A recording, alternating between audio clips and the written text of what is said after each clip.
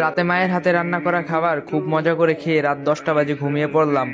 সকাল হয়ে গেল, ঘুম থেকে উঠলাম না। আরামে ঘুমাবো বলে মাও ডাকলো না। দুপুর হয়ে গেল, ঘুম থেকে উঠলাম না। এবার মা অনেক ডাকলো, উঠলাম না। মা চলে গেল, একটু পর আবার আসলো। এবার অনেক ডাকাডাকির পর আমি উঠলাম না। এবার বকাঝকা শুরু করলো, তারপর উঠলাম না। এবার মা একটা থাপ্পড় দিল, তবু উঠলাম না। এবার মা হাত ধরে টান দিল, কিন্তু আমার হাত পুরো শরীর নিয়ে নড়া দিয়ে উঠলো। শরীর আমার পাথর নয়, পুরো শক্ত হয়ে গেছে। মা কিছু না বলে চুপ করে রুম থেকে বাবাকে ডেকে নিয়ে আসলো, কিন্তু বাবা আমাকে অনেক ডাকার পরও আমি উঠলাম না। এবার বাবা চোখের পানি ফেলে দিয়ে বলল, উঠে আয়, তোকে আর কোনোদিনও কিছু বলবো না। যেভাবে করে থাকতে চাস ওভাবেই থাকিস, তবু উঠে আয়, তোকে আজকে আমি ল্যাপটপ কিনে দেব। আমি অবাক হয়ে দেখছি বাবা এত করুণা করে আমাকে কোনোদিনও বলে নাই, অথচ আজ বলছে। আমি উঠে আসতে চাচ্ছি, কিন্তু পারতাছি না। ওইদিকে বাবা নানান রকম লোক দেখিয়ে বলছে, উঠে আয়। একটু পর আমার বাড়িতে অনেক মানুষ চলে আসলো। ওইদিকে মা অনেক কান্না করতেছে। মাকে কেউ সান্ত্বনা দিচ্ছে, কেউ বাবাকে, কেউ ভাইকে, কেউ বোনকে নানান রকম কথা বলে বোঝাচ্ছে। একটু পর কয়েকজন এসে আমাকে খুব যত্ন করে বিছানা থেকে নামিয়ে লোহার শক্ত খাটিয়ায় শুয়ে দিল। আমি কাঁদতাছি আর বলতাছি, পেটে খুব ব্যথা লাগছে, নামাও এখান থেকে আমাকে। কেউ আমার কথা শুনছে না। একটু পরেই মানুষগুলো গরম পানি নিয়ে এসে আমার শরীরে কিছু পানি ঢেলে দিল।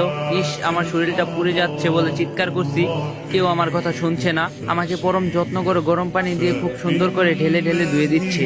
আমি কাঁদতাছি, আমাকে গরম পানি দিও না, আমার শরীর পুড়ে যাচ্ছে, ডলা দিও না, আমার খুব ব্যথা লাগছে। কেউ শুনলো না আমার কথা। অনেক সময় নিয়ে গোসল করে আমার শরীর ভালো করে মুছে নিয়ে আমারে নিয়ে আসলো আমার বাসার জায়গাতে। আমি খুব খুশি হলাম, ভাবলাম আমাকে এখানে বসাবে, কিন্তু ওরা আমাকে না বসিয়ে কাঠের শক্ত খাটিয়ে শুয়ে দিল। একটা চাদরও নিচে দিল না। একটু পর মা, বোন আরো কয়েকজন মিলে একটা সাদা কাফনের কাপড় পরিয়ে দিল।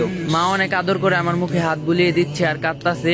এত আদর আমাকে কোনোদিনও মা করেনি। আমি মাকে অনেক করে বললাম কান্না থামাতে, কিন্তু মা কান্না থামাচ্ছে না। আমি এত করে বলছি, মা কেঁদো না, মা কিছুতে আমার কথা শুনছে না। একটু পর কয়েকজন এসে আমার পা মাথাটা বেঁধে দিল।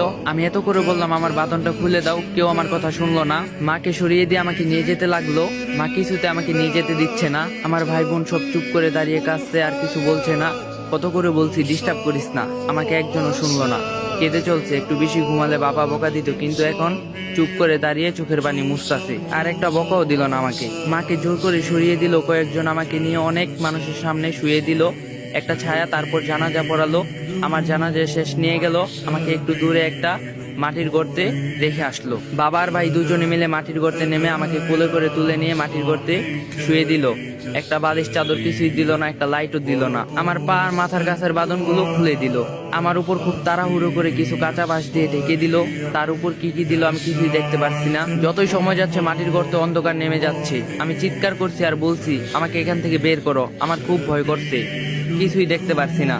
একটু পরে আমার উপর মাটি